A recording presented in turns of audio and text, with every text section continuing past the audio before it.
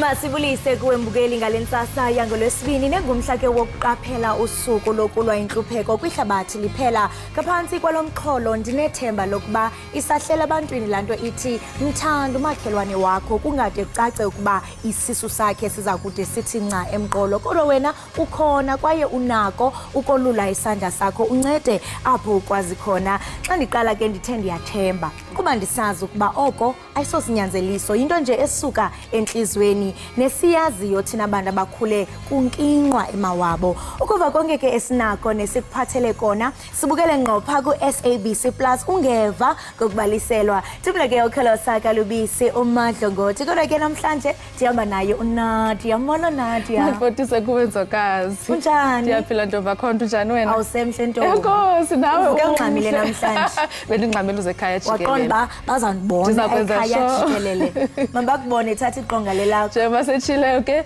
unokanyezi igama lam nguNadia Dambuza xa kunamhlanje ke mbukeli inoba nawe sele usazi kuba zange nakanye size kuwe silambatha namhlanje ke siza siniphathele konke okusemdleni wakho nonokuthi uthande ukwazi nanga amanye amanqaku onothi uwalindele ke namhlanje uadvocate Busisiwe Mkhwebane lilungu elitsha le-EFF usenkundleni umba wobukhosi bakwaZulu usaqhubeka umbhodamo wase-Middle East kukhona ke nokunye okuninzi ongathi ukulindele kokwangoku masijonge eziphala phambili.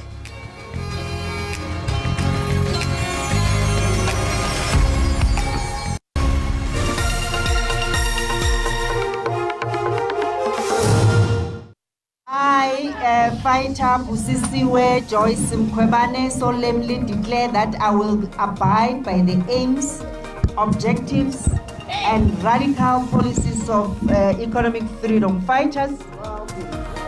Owayesakuba ngumkhuseli woluntu advocate Busisiwe Mkhwebane ubhengize ngokusesikweni ukuba sekelilungu le-economic freedom fighters. The humanitarian situation is one which of course we're concerned about. Kuye kwabakho uqhankqalazo eWest Bank ePalestine ojoliswe ekuxhaseni abantu basePalestina naseGaza njengoko imfazwe phakathi kweHamas kunye nelizwe lakaSirayeli iqhubeka.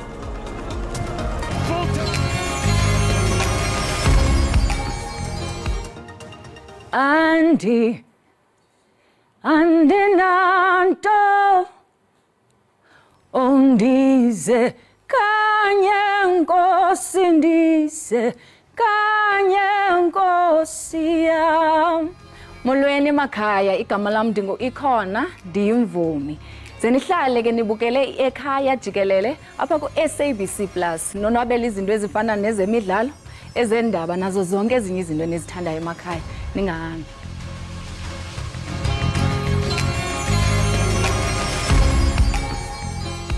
Owayesakuba ngumkhuseli woluntu advocate Busisiwe Mkhwebane ubhengeze ngokusesikweni ukuba sekelilungu le-economic freedom fighters uMkhwebane uqinisekise oku phezolo eKwaGafontein eMpumalanga. Lesimemezelo siza ngemuva kokuthi uMkhwebane akhonjwa indlela sekusele isikhathi esingangenyanga ngaphambi kokuthi aqede ihlandla lakhe njengoba amalungu eshayamthetho awuvotela ngo-elethu umbiko wesigcawu sePhalamende sasiphenya ngokuthi ukulungele yini ukuba sesikhundleni. Manje ke uMkhwebane usethole ikhaya elisha lezombusazwe. I, Fighter Busisiwe Joyce Mkhwebane, solemnly declare that I will abide by the aims, objectives, and radical policies of economic freedom fighters as set out in the Constitution of the EFF. I voluntarily joined the EFF.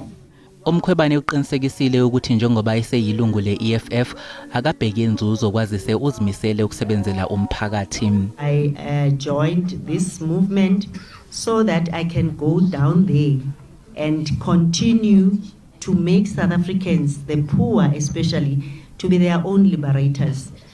Bangahlali, banganamanzi, banganama sanitation, bangana electricity. I'm here to make sure that I will work with them and to hold the very same executive. Uma uMkhwebane egcina ngokuba yilungu lePhalamende lokhu kusho ukuthi usezohlala esigqikini esisodwa namalungu esishayamthetho amvotela ukuthi akhishwe esikhundleni somvikeli womphakathi. Inkundla ephakamileyo yasePitoli ive ukuba Engasekhoyo inkulumbuso kaZulu ukumkani Mangosuthu Buthelezi kwakunye nomongameli welizwe babengenalo igunya lokumisela inkokheli yamabandla uMisizulu kaZwelithini njengengonyama yesizwe samaZulu. Okukuthethwe ligqetha likaNkosana uSimakade kaZwelithini kunye nenkosana uMbonisi kaZwelithini ngethuba ke kuqalisa ityala lokususa esihlalweni isilo uMisizulu kaZwelithini. U-Advocate Thabane Masuku omele umntwana uMbonisi Zulu utshele inkantolo ukuthi umengameli uCyril Ramaphosa angeke basamthemba ekutheni yathatha izinyathelo ngendlela engachemile emdontsiswaneni wombango wendlalifa ezongena esihlalweni sesilo esesibuzile uGoodwill Zwelithini. The president can no longer be trusted by the Zulu royal family to be a neutral investigator and decision maker on this issue. uMasuku uqhube wathi isinqumo sikaRamaphosa sokuqoka isilo sagagamela kanti ke umndeni wasendlunkulu kuphela onelungelo lokukhetha inkosi. The president himself or herself, the cabinet, they cannot identify a king for a kingdom. This is a right that resides only within the royal family. U-Advocate Datsino benza izithulo egameni likamntwana uSimakade kaZwelithini uzwakalise ukuthi amalungu amqoka ngama-26 asendlunkulu azange abe ingxenye yomhlangano wango-2021 okwakubhungwa kuwo ngezinhlelo zokuqoka isilo. 26 people missing and 2 are expressly recorded. That's Princess Tembi and Prince Mbonisi. Well, they are quintessentially important people. And even in respect of those two, if they're not present, what you say is, hang on people, there are some important people who should be here who've said they can't make it. It's important that we bring them on board. Kusenjalo abameli bakaMengameli uCyril Ramaphosa kanye nabengonyama kaZulu kulindeleke ukuthi benze izethulo malungana nalomdontsiswano kanti icala lizoqhubeka kuze kube uLwesithathu. Umphathiswa wamapolisa uBhekicele uthi sele kusekwe igqiza eliza kujongana ngqo nokuphelisa ukumbiwa kwemigodi kweli lizwe. Ekhuluma kulomhlangano ngasebenza kuko uCele uthi amaphoyisa ayaqhubeka nokubopha ozamazama abamba ngokungemthetho. Uthi nezinkantolo nazo seziqinisa isandla kubasolwa emacaleni okumba ngokungemthetho kepha zisekhona ingqinamba. In Northwest last 2 weeks ago 18 of these people were found guilty. I think courts are getting a little bit serious.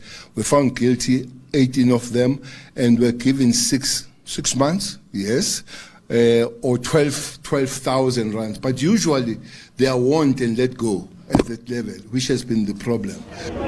uCele uthi bathungatha osomaqhinga nokuyibona abathumela ozamazama. For instance, we've got 9 people that have been arrested. Who are middle class of some form on the Zamazamas. And those people, they own beautiful houses. When we visited their houses in Carltonville, all the furniture is imported. Is an Italian furniture in there. SIU has already attached 51 of their cars and 7 houses. That could be up to the property on 38 million. So they are caught going as we speak. 6 of them will be foreign nationals, 3 of them are South Africans. uCele uphinde wathi basebenzisana nohulumeni waseLesotho ukuxazulula lenkinga njengoba iningi lozamazama kubikwa ukuthi baqhamuka kuleli lizwe. Izifundazwe ezithintekayo kulolu hlobo lobugebengu eGauteng, eFree State kanye neNorthwest.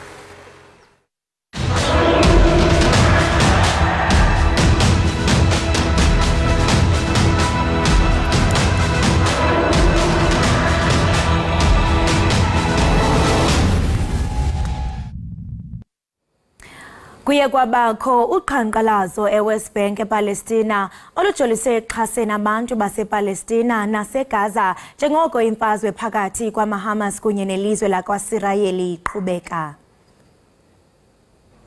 Njengoba nje abantu bebaleka edolobheni iGaza kunempawu zokuphela kwethemba kubo njengoba besemzileni eRafah ephakathi kweGibhithe nePalestine.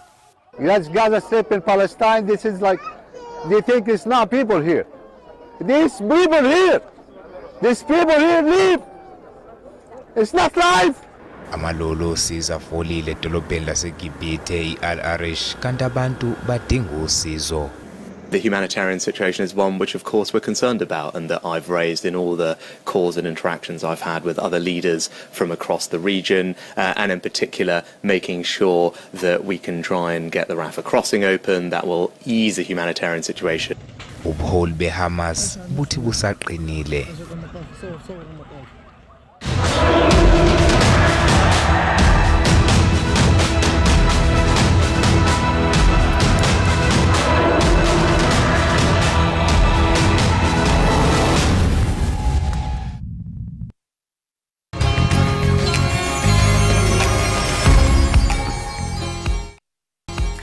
Enkosi mbukeli ngokuba uhlale nathi usasibukele kaloku apha ekhaya jikelele kaloku lena yinkqubo iqaqambisa ulwimi lwemveli iSABC lihaye xa sihlabela mgama ke mbukeli ngovimba wethu iqela lezopolitiko iInkatha Freedom Party lityumbe amalunga amatsha naza kuba inxalenye yesigqeba esiphezulu salombutho phakathi ke kwalamalungu kukhona umntwana uZuzifa kwakunye noSibuyiselwe Buthelezi nabazwala ke ngumsunguli weliqela nosenabele uqaqaqa umntwana uMangosuthu Buthelezi uqonda ukhumbule ke bukele ukuba umntwana uphumzile nguye ebegxile kwezopolitiko nanjengoko ebekwiphiko labasetyhini kulombutho iIFP Women's Brigade ingaba intoni mhlawumbe unobangela wokuba kufakwe amalungu akwabuthelezi kwisikhundla esiphezulu zalombutho okuke mhlawumbe kungakunceda njani lombutho ingakumbi ke xa sijonge kunyulo lukazwelonke kulonyaka ozayo yaye ingabe eneneni oku kungumyalelo osuka kumsungulu wombutho kusini na ukufumana ke impondulo zoku kembukeli sikrwece uSolwazi uBheki Mngomezulu ukhona ke phasa udibana naye emnxebeni Solwazi masikubulise sikwamkele inkqubeni ekhaya jikelele sibambe ngazibini ngokuba ube nathi kusasa manibulise kodadewethu nakubaphula khona Solwazi ngokubona kwakho njengomhlalutyi ungathi mhlawumbe yintoni ethe yenza iIFP ukuba ityumbe amalungu osapho lwakwaButhelezi ibatyumbela ke kwizikhundla eziphezulu No dadewethu asiqale ngokusho ukuthi umgaqo-siseko weIFP lokuthiwa i-constitution uyabavumela ukuthi uma ngabe kukhona ikhala ekhona lapha esigungeni esiphezulu kwi-National Council bayakwazi ukuthi bathathe abanye abantu abangekho kulelo hlaka lolo noma kwi-ANC bababize ukuthi amabafike lento kuyathiwa babakho-optha ngolimi lokwethekela so lokho uma ukubheka ngokomthetho-sisekelo welona wayiqela le-IFP ayikho into erong kodwa-ke into ethanda ukuvusa umdla ukuthi kuthathwe abantwana ababili bakamntwana uButhelezi bafakwe kulapha kwi-ANC ileyo nto ke iyenze ukuthi kube khona abantu abaningi ababa nemibuzo ukuthi ingabe kwenzeke kanjani lokho nanokuthi ke ngaphambi kokuthi umntwana uButhelezi asweleke ingabe mhlawumbe labo bantu labo kade bevele bekhona yini kulona bebonakala kwi-IFP noma mhlawumbe kade besemazingeni aphansi base bekhushula ngoba umntwana engasekho into engicabanga ukuthi bayenzile abaholi be-IFP ukuthi babadwebe isithombe sokuthi njengoba umntwana engasekho abamlahlile basahamba naye ingakho ke bethatha izingane zakhe noma abantwana bakhe bebafaka lapha esigungeni esiphezulu engazi ke kodwa ukuthi lokho kuzokwehla kanjani kubantu akade belindile ukuthi uma kuvela ithuba nabo kungenzeka bafakwe lapha kulona kwi-National Council so sizobona ke ngokuhamba kwesikhathi ukuthi kuyayisiza noma kuyayilimaza iIFP kodwa khona ngokomthetho-sisekelo noma i-constitution ye-IFP ayikho into erong abayenzile Singatsho sithi mhlambe kungenzeka ukuba okusikubona kusenzeka kungumyalelo wakhe ongumsunguli wombutho umntwana wakwaphindangeni ngaba mhlambe wathi ngaphambi kokuba mhlambe abe kanti uyakhothama wakhupha umyalelo wokuba kuze kube kanti kube khona amalungu osapho azazibandakanya okanye afakwe abe kulombutho Angicabanga kanjalo dadewethu ngoba uma ukuthi ngawenza kanjalo ngabe isenzo esingesihle kodwa uma bekwenza lokho ngokulandela umgaqo-siseko weqela labe iIFP babe benze kahle kodwa uma ukuthi uyena owathi uma ngabe sengihambile ufuna nifake ingane zakho lokho angeke kuze kube kahle ngoba angeke kuze kuyisize naye organization ngoba njengoba usuke washo umntwana uphumzile uvele ukhona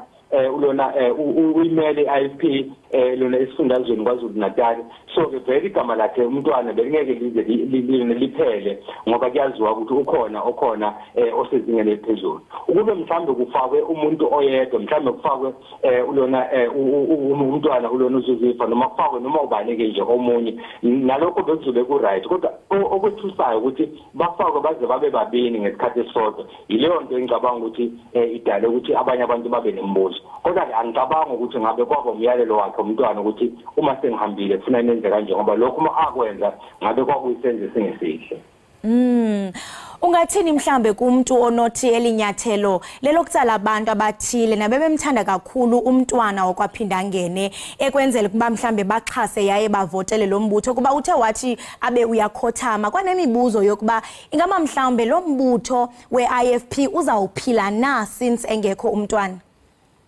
No, lokho angeke sikuphikise dadewethu ukuthi umntwana waphinda ngene uyena obe ubuso beqembu lakhe kusukela ngo1975 wangaba nalo isekela noma ideputy kwaze kwaba u2012 lapho kwakhethwa khona inkosi uMzamo ukuthi kube uyena oba isekela kwase kuyothi ke ngo2019 kwakhethwa ke uhlabisa ukuthi akube uyena ozophatha iIFP.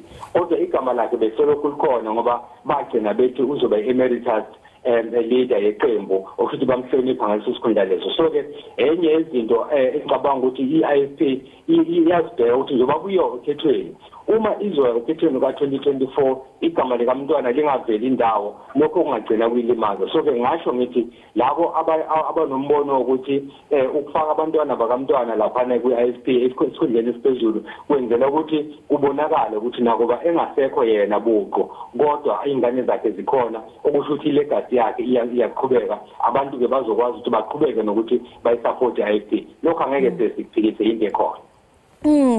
Prof, esisenzo sokutyumba amalungu osapho lwakwaButhelezi ungatsho mhlambe uthi siyowusebenzela lo mbutho weIFP kulonyaka uzayo njengoko sijonge into okubana kuzabe kuvotwa uye watsho eqaleni into okubana ngokomgaqo siseko walombutho noko ityala abalenzanga disitsho nje uyawuqonda ukhumbula into okubana xa sijonga from 1994 to 2014 siye sabona into okubana kuye kwaba decline after 2014 ungathi mhlambe indlela le abazama ukuphucula uvoto? Ikhona leyo nto dadewethu ngoba ukuhamba kamntwana uhambe ngesikhathi esirongo ngoba siyazi ukuthi bekhona leyo nto ebeyenzeka ukuthi bebonakala ukuthi iqembu leIFP liphelela ngamandla. Kodwa ke muva nje kusukela ngokukhetho ngo2019 nokhetho lohulumeni basekhaya ngo2021 iyenze kahle kakhulu nakuma by elections ke KwaZulu-Natal beyenza kahle kakhulu. Ukuhamba kamntwana kuyilimazile iIFP.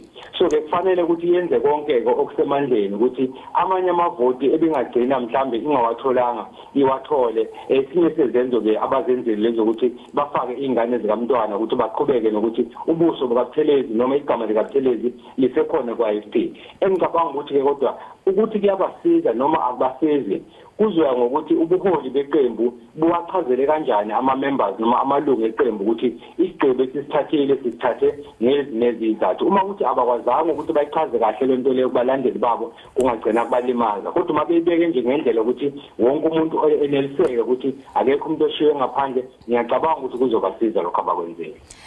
Prof, kasiphuma nje kancinci apha kumxholo solwazi ungathi mhlambe bunjani ubudlalwane bukamongameli weIFP uvele enkosini Hlabisa kunye namanye amalungu ombutho ngoba kukho amahe wokuba ingathi nje akuvisiswana ncam?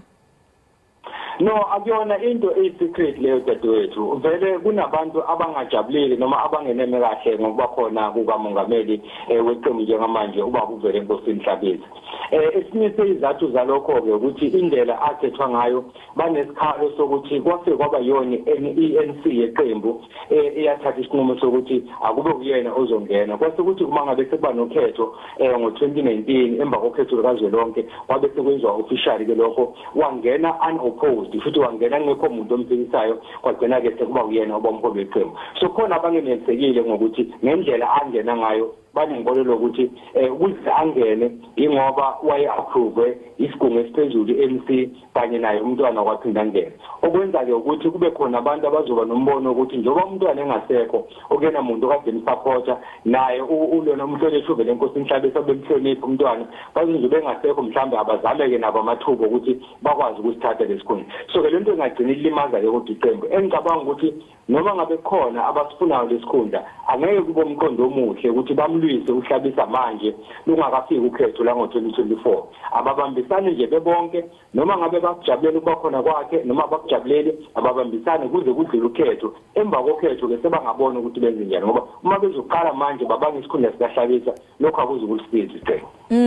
So lilonke Prof ungathi into kubana bangasebenzisa elithuba uba mhlambe babumbane kuba mhlambe ingababhlungu kakhulu kuba xa sijonga kaloku lo mbutho more than 40 years wasungulwa xa ngoku mhlambe kuzawulwelwa izikhundla bangabumbani oko mhlambe kungababeka ethubeni elibi njengoko sijonge uvoto. Ingaba njengomhlalutyi ubona ukuba lo mbutho uzokwenza njani kunyulo oluzayo lonyaka ozayo? Singabona mhlambe ubuso bukamntwana wakwaphinda angene xa kukhankaswa okanye singalindela uba sibone ubuso bukamongameli uHlabisa?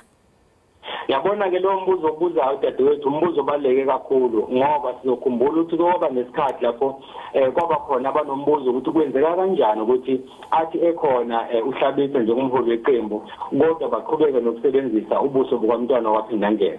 Bathi mangabe bechaza-ke bathi ukhetho lolo ababesebenzisa kulo ubuso bukamntwana kwakuyindlela yokumhlonipha. Manje njengoba engasekho kungenzeka basebenzise ubuso bakhe futhi bathi njengoba usanda ukudlula manje emhlabeni ngaphambi kokhetho lokhetho la ngo-2024 akube ukhetho lokugcina lapho abasebenzisa khona ubuso bakhe ukukhombisa ukuthi bamhlonipha. So kungenzeka lokho bese kuzoba khona-ke abazoba nombono ukuthi phela njengoba engasekho umntwana waphinde angene ukhona umholi weqembu okuba buvele enkosini Hlabisa akusetshenziswe ubuso bakhe. So leyo nto leyo kuzofanele ukuthi ubuholi beqembu buyilungise manje bungalindi kuze kushaye u-2024 kuvunyelwane ukuthi kuzoba neskipa esisodwa abazosebenzisa kube nobuso obodwa. Uma ukuthi bazosebenzisa ubuso bukamntwana bakwazi ukuchazela abalandeli babo ukuthi nasi isizathu esenza ukusebenzisa ubuso bukamntwana. Uma ukuthi basebenzisa ubuso bukaHlabisa basho ukuthi njengoba umntwana engasekho ukuze kubonakala ukuthi iqembu linomholi omusha sesebenzisa ubuso bukaHlabisa. So iyona nto kufanele bayisebenze manje bangalindi kuze bo-2024 ngoba uma beke balinda kwazi kuba u-2024 nakanjani kulokho kuzolimaza iqembu. Prof Mngomezulu masimabe ngasibini ngexesha lakho sethemba into yokubana nababukeli be-Ekhaya Jikelele baziva bechulumancile ngolulwazi othe wasiphefumlela lona. Enkosi kakhulu. Enkosi kakhulu nabo sisi enkosi ngibaphula phosha. Right, imbukeli we-Ekhaya Jikelele lo ke besithetha naye ibingumhlalutyi wemiba yezopolitiko umnumzana uBheki Mngomezulu esichazela banzi ke ngomba wokutyunjwa kwamanye amalungu akwabuthelezi naquka ke umntwana uZuzifa. Sisathetha njalo mbukeli masithi qhwi evenkileni wena ungaqushuqushalaze ubukele i-Ekhaya Jikelele.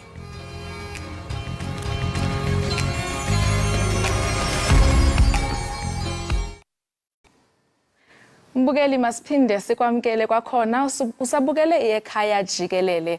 Kanti ke kumdakisali kwi-Hollywoodbets Super League nanjengokuba ugqatso oluphakathi kwe-UWC namanenekazi eMamelodi Sundowns. I-Sundowns ibhinqa omfutshane kule ngempela veki ngelixa izama ukususa i-UWC encochoyini ye-Hollywoodbets Super League. Ibanyana bastyle ibethe i-JVW ngamathandathu kwelinye eLucas Moripe Stadium kwintsuku nje ezimbalwa emva kokubetha iDurban Ladies ngamathandathu eqandeni. Eliqela liphumelele yonke imidlalo yalo esandleni kwaye ingasemva ngamanqaku amathathu kwiqela laseNtshona Koloni emva kokudlala umdlalo olinganayo. Ukuthetha banzi ke malunga nolugqatso seqhagamshelana naye kaloku uThembelihle Dladla weligwalagwala FM. Thembelihle masikwamkele kwi-Ekhaya Jikelele. Yadiya angibelele kuwe ngibeke imibuyelelo futhi nakumbukele ekhaya. Enkosi kakhulu. Thembelihle oko wasekwayo iHollywoodbets Super League iMamelodi Sundowns lelona qela belisoloko ligqugqisa njengeentshatsheli kodwa kule season uza kubalula kwiintshatsheli ezikhuselayo nanjengoko iUWC nayo ityhile emfeneni silelo le title. Ingaba luthini uluvo lwakho ngale season yalonyaka? Kuyajabulisa Nadia kubona Timbo ngendlela into ngakhona ku women's football la ekhaya eNingizimu Afrika. Kuyakhombisa ukuthi sinalo talent nabo baqeqeshi. Kuyakhombisa ukuthi nayo i-league ye-Hollywood Superbet League yakhula from 2019 ifike kule season lesikuyo onyalo. Sibona tinguquko lokusho ukuthi lena league iku right direction, lena league ikhombisa i-growth. Lokusho kona ukuthi satobona lokuningi kulama season lamabili lamathathu olesabo. Kepha ngiyajabula kubona Timbo ngendlela tendeka ngakhona. I-Sundowns ayisakhoni the way bekhona ngakhona kulama season lamathathu lengile. Yakhombisa ukuthi nalamanye ema-team ayakhula njalo njalo. Siyazi ukuba kulonyaka amanye amaqela aza kuthotyelwa kunqaba elingezantsi. Okokuqala ngqa sukela yasekwayo le league. Ingaba ngaphi amaqela abonakala nje ngazo kuthotywa? Ingaba lema-teams lasethubeni lokurelegator Nadia naloko kwabona nje kuletha leyo motivation ekulawo maqembu lasuke akhona kuletha leyo competition lesibona kulena asizini kepha nasiyabuka kuma-teams la ku-relegation zone kunyalo lasethubeni lokurelegator abuyele back kwesasonwich fana ekhathi liqembu le-Thunderbirds Ladies nalobe nje lona ndlela kumidlalo le-27 bana 20 points labanye bangasho ukuthi basafe kepha ngendlela ngibona ngakhona kule midlalo lesele le-few nabo basengakabi safe kepha sizobona kule midlalo lesele 15 kune-positive result yala ekhaya eMpumalanga siyathi ukuthi banetinkinga ethimini abanayo umqeqeshi sikhuluma nje uba khona anamonate angabi khona kepha sinenye tinkinga letikhona ecindini le-positive result bana 25 games baphethe amaphuzu langu-13 16 kusema-indisi ibala vele njengeqembu lokuqala bese vele lirelegatiwe ngoba kusho ngani lokho badlale imidlalo lengu-27 baphethe amaphuzu la-5 nje kuphela. Uthembelihle i-UWC ekhokhelayo kwi-league iza kuqubisana nentshatsheli ezikhuselayo ngecawa umhla wama-22 kulo October kumdlalo onokuthi uthathe isigqibo ngentshinga. Singalindela ntoni kulo mdlalo? Aqale simbongise kakhulu thina sonke embuli lo ngumqeqeshi weqembu le-UWC ngajabula ukuthi kube nalabo bomaki labaqeqeshako bakhona ecomputer nalabo bobabe lebe sicabanga qala ukuthi bobabe ngibo labangakhona coacha bobabe ngibo labangakhona ukudlala ibhola letinyawo. Simbongise thina sonke embuli ngaleyo experience line ethe kulo qembu le-UWC njengoba usho ukuthi competition yalo ikulama-qembu lamabili i-UWC nombolo 1 23 games baphethe 63 points i-Sundowns nombolo 2 23 games bana 63 points. Ngiyajabula ukuthi nyalo nemidlalo bayalingana nalokho nje nasibuka i-goal difference iMamelodi Sundowns ishaye emagoli ngebunyenti kepha njengoba ushilo ngicabanga ukuthi la sawucaca khona sawucaca kule midlalo lekabe ikhona kuqala nje ngalesithathu i-Sundowns ne-competitive result nomunye angazayi obvious game kepha sathi ukuthi ema-plans e-competitive result eminenjani nalobe nje badlala i-campaign kanti iqembu le-UWC yona batabe badlala iqembu lekuqembu lenalo iphakamisela kakhulu sukela sambona la Makesho Mkhize alithenga aliletha abantwana bo-motivated ngiyacabanga nabo u-UWC ngede kube lula i-decide ngicabanga itsaba khona on Sunday la i-UWC itholana etulweni neqembu le-Mamelodi Sundowns Ladies kepha nalapho ngeke kube ngumdlalo olula sibona iqembu le-UWC likhona kwehlula i-Sundowns sibona i-Sundowns ikhona kwehlula i-UWC lokusho ukuthi icaba ngumdlalo lovulekile etabe ngumdlalo lojabulisayo iqembu lento esebenza amathuba kulo mdlalo ngileli qembu lesiyakhona ukuthi liphumelele. Kanti siyabona abalandeli bebhola ekhatywayo yamanina ayakhula. Ungabe luthini uluvo lwakho ngale bhola ekhatywayo kwaye ungathini xa uthelekisa le league nezinye zeminye imimandla?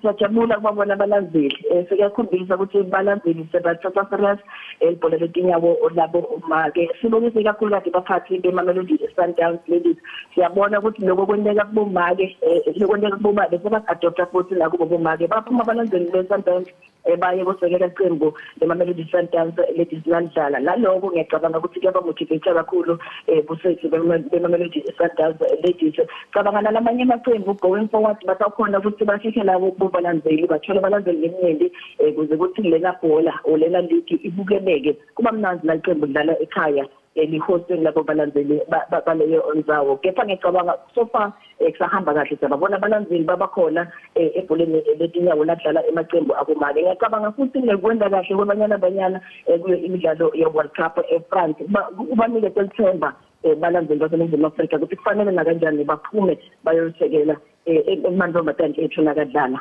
ikakhulukazi kula i-league le-Hollywood Superbet Nadia. Kunjalo nyani. Ungathi ngobani intandane eziza kuphumelela iligi kulonyaka?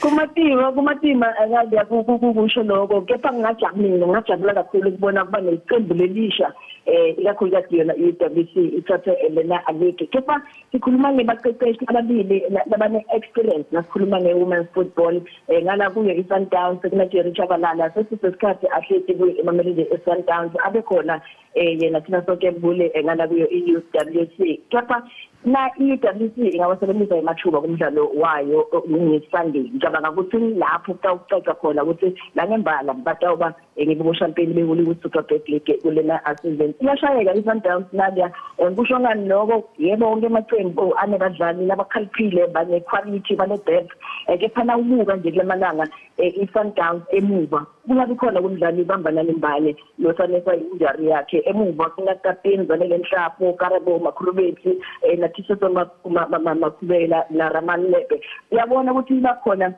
ayikhona leyo communication kakhulu ku defense Sundowns ubone Shabalala kugame yabo neJenel Van Wyk uqale umdlalo ngabosija second half yamjeja ufaka Andile Edlamini uma uba pressure uyakubo nabo banema mistakes yabo so if i-WC ngakhona ku pressure i-Sundowns ba continue engabavumeli ukuthi badlale umdlalo wabo ngiyakutshela Nadia utawuphinde ukhulume nami ukuthi boshilo i-WC iphumelele emagoli atawuba khona la ubuka labadlali khona emagoli abakhona so ngicabanga nalona mdlalo phela umdlalo lovulekile kaba umdlalo futhi kunemagoli kepha ngajabula ukuthi i-WC ngaphela isizini kube ngibo bo-champion be-Hollywood Super kulena season.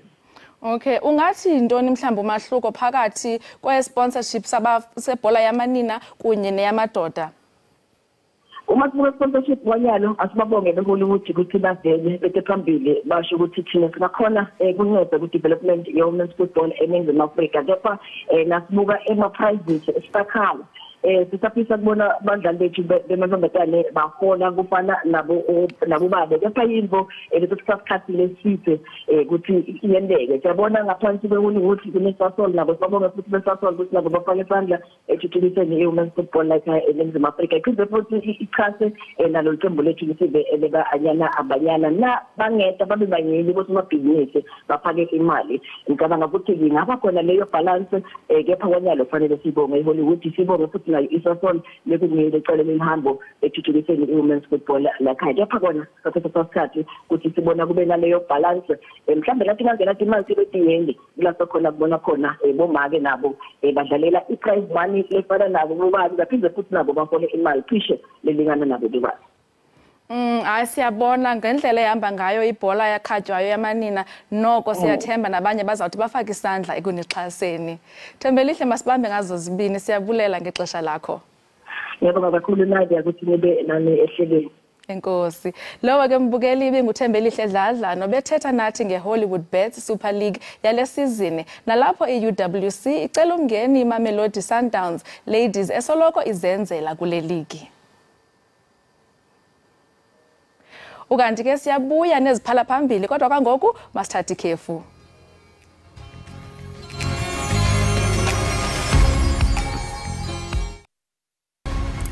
Sibambe ngazo zozibini mbukeli we-Ekhaya Jikelele ngokuthi uhlale uthe qolo unathi apha enkqubeni qiniseka mbukeli into kubana unayo i-SABC Plus ungayidownload efonini yakho bangaba mhlawumbe usebenzisa i-Android ungaya nje pha ku-Google Play uthi search SABC Plus uthi search SABC Play SABC lihaye uthi khafa uzasibona phasi i-Ekhaya Jikelele ngalo lonke ixesha awunyanzelekanga uba ube phambi komabonakude apho uhamba khona noba uziqhushe ke ebhedini noba usebhedini noba usebhasini noba usetreyinini nguwe uzasibukela sikhona kwaye mbukeli ke wena nawe Nadia into esithanda ubakhumbuza into bana namhlanje kuphawulwa usuku lazo ngokuba i-International Day of Eradication of Poverty that is lusuku oluphawula ntoni inhlupheko uyawuqonda ukhumbule Nadia nawe mbukeli lapha ekhaya into bana nakubeni nje sithi we are in the 29 years of democracy usekumkhulu abanenhlanhla, kusekhona abantu abalala bengatyanga, kusekhona iziseko esingathi into yobana azikakafikeleli ngakumbi xa sijonga imo yezibhedlele ku-healthcare. Kusekuninzi nje wena esingathi into yobana uMzantsi Afrika usasilele emva. So olusuku luyaqatshelwa ukumemelela urhulumente nemibutho engezinzuzo ikwazi into yokubana ithi meet halfway abantu esingathi into yokubana baphila ngenhlupheko. Ukanti le nto wena Makholi iyakwazi nokuqala ekhaya. Phambi koba silindele urhulumente nemibutho yinto esinathi sinoyiqala singabahlali. Mhlawumbi uqala ujonge imeko kammelwane wakho ukwazi ukuthi apha endlini kwakho unikeze ummelwane wakho.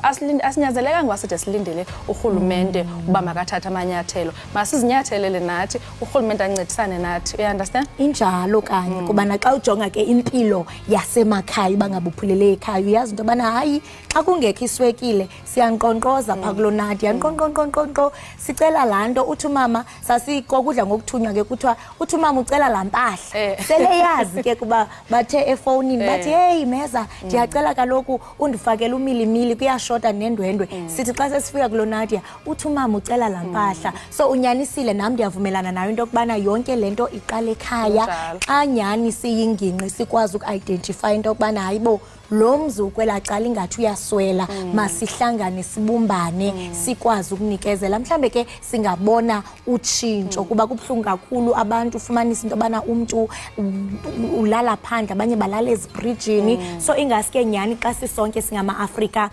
singavuselela laa mbali kantu ethi umntu ngumntu ngabantu. Injalo Makholi. Masibathathe sibase kwimozulu wena. Hayi ke kuba niyaphuma niya kwindawo ngendawo ezikolweni emisebenzini okanye mhlawumbi nisayophanda etawuni kanithathe nalo uqikelelo lwemozulu.